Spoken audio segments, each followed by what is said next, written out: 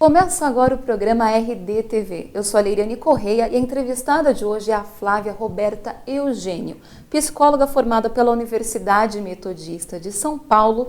Ela faz parte da comissão gestora do Conselho Regional de Psicologia de São Paulo, subsede Grande ABC. E o dia de hoje, a entrevista vai abordar vários assuntos, mas principalmente a questão do abuso sexual. É uma situação, né, Flávia, bem complicada. Sim. Seja bem-vinda ao programa. Obrigada. É um assunto que está em pauta no momento, né, por conta dos últimos acontecimentos.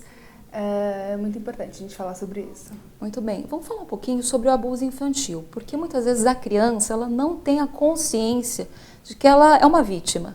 E ela se cala. Como uma pessoa de fora, parente ou algum amigo da família, pode perceber que as suas ações, as atitudes da criança estão diferentes e ajudá-la? No geral, as crianças elas dão sinais, né, de que alguma coisa não está bem. E aí é importante que a família, essa rede próxima, né, essa rede de proteção dessa criança, familiares, amigos, comunidade escolar, vizinhos, enfim, pessoas que estão próximas, né, percebam esses sinais, né, quando a criança ela de repente apresenta alguns comportamentos diferentes mesmo, né, ou algum tipo de adoecimento, quando ela começa a ter algum distúrbio alimentar, distúrbio do sono, por exemplo, dificuldades escolares. Esses são sinais, né, que a gente percebe que alguma coisa não está bem, né? E aí tentar se aproximar mais da criança, estabelecer com ela um vínculo de confiança para que ela consiga contar o que está acontecendo, né? Porque geralmente a pessoa que comete o abuso sexual com a criança a envolve, né, num acordo, num pacto de silêncio. Né? Uma ameaça também. Isso, né? Então, veladas. Isso, existem essas ameaças, né? Então, ameaças que vai acabar com a família, que vai, enfim, matar a mãe, que vai fazer isso, vai fazer aquilo. Ou então ameaças até mais próximas, assim, da realidade da criança, do tipo, você não vai poder sair, não vai poder jogar videogame, então não pode contar, né? Então, envolve a criança nesse pacto de silêncio por meio da ameaça, né? Então é importante que as pessoas que estão próximas consigam perceber quando a criança está diferente, quando ela sempre dá algum sinal, né, de que alguma coisa não está bem. E quais são os principais tratamentos para quem sofreu, né, esse trauma? Independente de se for criança, se for adulto, enfim, a gente sempre diz que o primeiro passo, né, é um acolhimento dessa pessoa, né? Porque quando ela conta, geralmente, isso para alguém, ela acaba sendo julgada às vezes, né? Então as pessoas não acreditam naquilo. Isso é muito comum, né? Quando as crianças contam o que aconteceu, o que viu, né? Alguma coisa diferente, geralmente os pais não acreditam. Né? Então as pessoas não acreditam, pensam que a criança está inventando, né? Minimiza aquilo. Quando uma mulher diz que ela foi vítima de estupro, por exemplo, as pessoas também falam que desqualificam, né, essa denúncia dela. Né? Então a gente sempre diz que o primeiro passo então é o acolhimento, né? Acolher aquilo sem julgamento, e aí essa pessoa vai precisar de orientação, né? De um acompanhamento, né, um acompanhamento psicossocial, né, orientações jurídicas, né, sobre os direitos dela, que ela tem enquanto vítima, como ela pode buscar exercer os direitos dela. Né, então, ela vai precisar, sim, de um acompanhamento, de orientação e de proteção, porque essa pessoa que cometeu a violência, às vezes pode estar ainda ameaçando, pode estar ainda... enfim, tentando cometer novas violências, então ela precisa também de proteção. Muito bem. E a Secretaria Estadual de Segurança do Estado de São Paulo divulgou que no ABC uma mulher é estuprada por dia. Isso sem contar as pessoas que, como você comentou, têm vergonha e muitas vezes não denuncia, né? É um dado alarmante. Sim, é um dado assustador, né?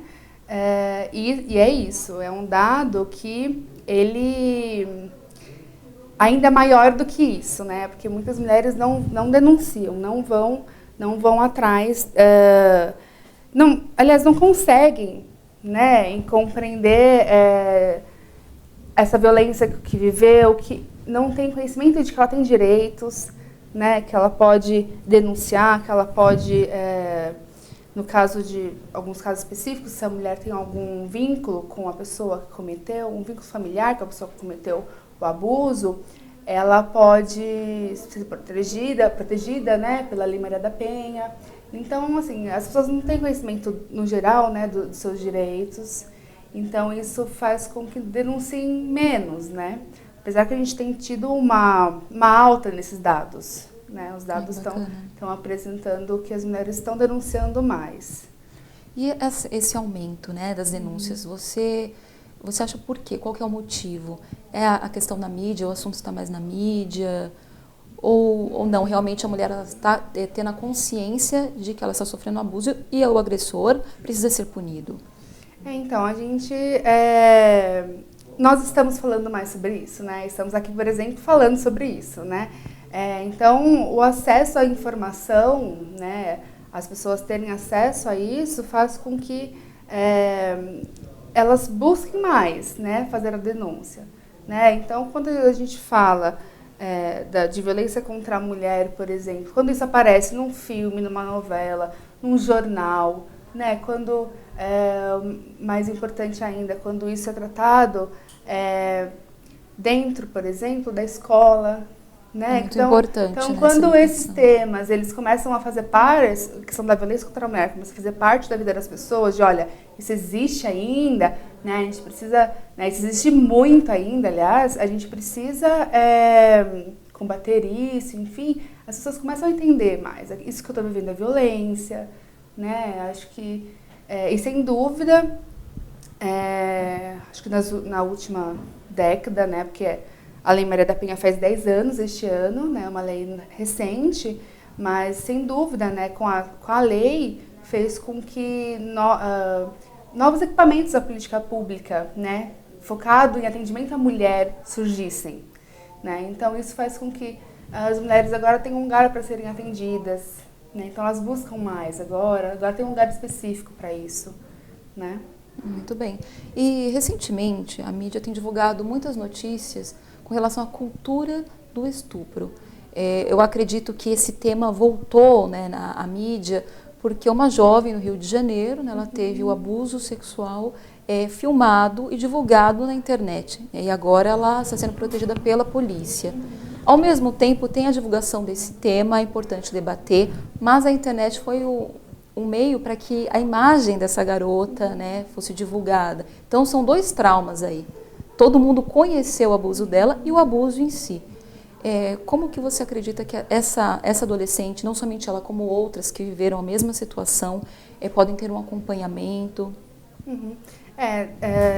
Esse tema, né, da cultura do estupro se chocou bastante, né? Pessoas que se posicionaram muito sobre isso nas mídias, né, nas redes sociais. Gera um pouco de estranhamento, né, para algumas pessoas, mas como assim cultura do estupro, como isso? Geralmente a gente associa, né, popularmente a gente associa cultura a questões assim mais positivas, né? A gente pensa que cultura por exemplo, a cultura do futebol, a cultura do samba, né? Algo positivo, isso, né? Mas na verdade a cultura ela também envolve questões éticas e morais de uma sociedade, né? Então, e aí, esse termo, ele surgiu já na década de 70, mais ou menos, por feministas, né, que queriam mostrar isso, que existia uma cultura de naturalização da violência contra a mulher, principalmente da violência da questão do estupro, né? Então, esse termo está bem alto agora, né? Mas é um termo que é usado meados dos anos 70, de lá para cá, né? E as pessoas começaram, né, a falar sobre isso nas redes sociais, né? Como assim cultura, né, do estupro, enfim. Mas é isso, é para mostrar que existe uma naturalização, né? E o que é essa naturalização? Era exatamente aquilo que a gente viu nas redes, né? Quando as pessoas colocavam colocam ainda, né, a foto de uma mulher com um shortinho curto no funk e diz, olha, é por isso que ela foi estuprada, né? Essa naturalização de que, olha, ela usa essa roupa, ela provoca, né, e por isso que ela está sendo estuprada, né, como se fosse permitido isso é cultura do estupro. Na verdade, as próprias mulheres. Eu já vi Exatamente. em uma das minhas redes sociais uma mulher comentando isso, né? Uma foto, depois não tem que reclamar se sofrer um estupro. Sim. Então, é uma cultura que não é somente os homens, está enraizada na nossa sociedade. Sim, porque nós mulheres somos socializadas nessa sociedade machista. Então, a gente aprende esses valores, esses conceitos e a gente reproduz também, né? Então, exatamente, então essa garota, né, que passou por essa situação, então, assim, são muitas violências, na verdade, com as mulheres que sofrem violência, porque não é só o ato, né, ali da violência que ela sofreu do agressor, mas isso vai se potencializando também, né? Então, uma vez que ela é exposta, né, isso se potencializa, né? Então, são esses inúmeros julgamentos que a culpam, né, que tornam a vítima da situação culpada, né? Tentam sempre culpar alguém e aí sempre é a cultura do estupro que faz isso, a naturalização que acaba culpando as mulheres, né? E muitas vezes a própria mulher, né, ela se culpa. Exatamente. Ela não se coloca como uma vítima, né? Mas realmente eu saí com essa roupa, eu vou ter vergonha de comentar com alguém. Então, muitas vezes, ela não se coloca como vítima, mas é como se ela pegasse um pouquinho dessa culpa, né? Que não pertence a ela. Sim, mas exatamente que nada justifica. Isso. Sim, mas exatamente isso. Como nós fomos socializadas dessa maneira, né? Nós fomos educadas assim, né? Nós crescemos com esses valores, né? A gente tem várias expressões do ditado popular, por exemplo, né? Que a culpa é da mãe, a gente tem teorias, inclusive, né?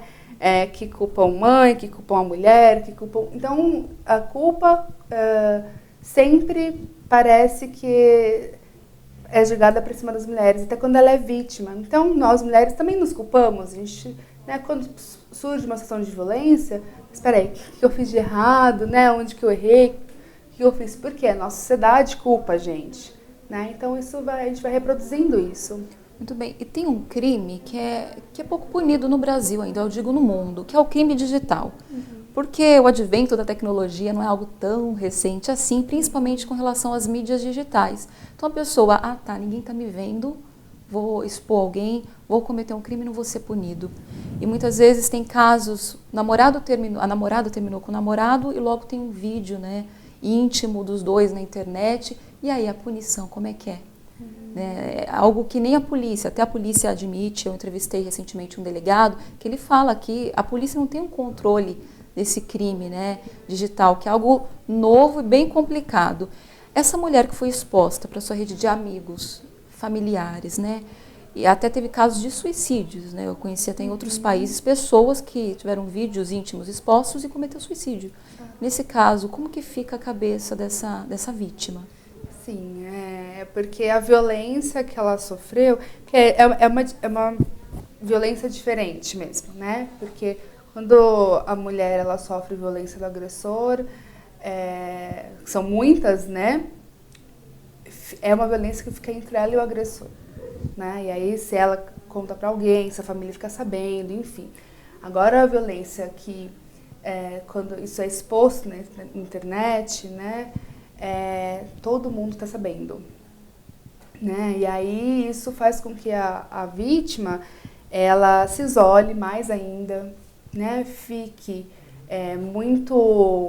muitíssimo sensibilizada, né?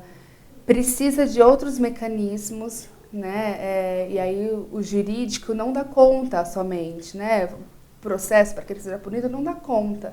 A vítima ela precisa de todo um acompanhamento, né? Porque todas as pessoas que ela conhece, né, pode ter visto o vídeo dela, né? Então essa violência ela está potencializada, né? Tá mais deixa a mulher numa situação de mais vulnerabilidade por conta da exposição, né? Eu já ouvi falar de acompanhamento psicológico para os estupradores, né, os agressores. O que você tem a dizer sobre isso? Isso é bastante novo, né, no sentido de que temos alguns grupos surgindo agora, tem outros que têm mais de 15 anos que atendem, 15, 20 anos que atendem agressores de violência contra a mulher. Mas eu estou dizendo que existem alguns novos grupos surgindo, porque são pouquíssimos assim, né? Eu conheço 2, né, 3 em São Paulo. Mas é algo que precisa se tornar política pública, né? Porque assim como a gente tem locais que atendem as mulheres, enfim, a gente precisa de lugares, então, que atendam, né, essas pessoas que cometem a violência também, né? Entendendo que a violência, ela é crime, né? Precisa ser tratada, a violência contra a mulher, ela é crime, precisa ser tratada como violência, mas que a violência, ela também ela é relacional também, né? Então, essa pessoa vai se relacionar com outras pessoas, né? Então, é importante que exista outras formas, né, de outras medidas para lidar com essa violência. Muito bem, nosso programa chega ao fim, mas você fique à vontade para dar suas considerações finais.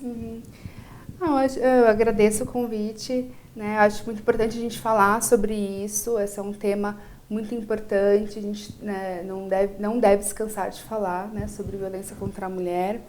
E acho que, além de tudo isso que a gente falou, da importância do acompanhamento, né, dessas pessoas, das vítimas, né, das crianças, mulheres, enfim, vítimas de abuso sexual, do estupro, é importante lembrar que, além desses acompanhamentos que eu disse, né, psicológico, social, jurídico, orientação, né, eu acho que, além disso, a gente precisa precisa existir um esforço mesmo, né, para um combate mesmo intransigente de uma cultura, né, um combate da cultura que naturaliza a violência contra a mulher, né, uma cultura machista, né. Então, além desses casos que a gente atende depois que já aconteceu a violência, a gente precisa trabalhar no combate da violência contra a mulher, no geral, na nossa sociedade no geral, né, para prevenir novos casos. Muito obrigada, Flávia. Obrigada. E se você quer ver outros vídeos como esse, é só acessar o site repórterdiario.com.br. Até mais!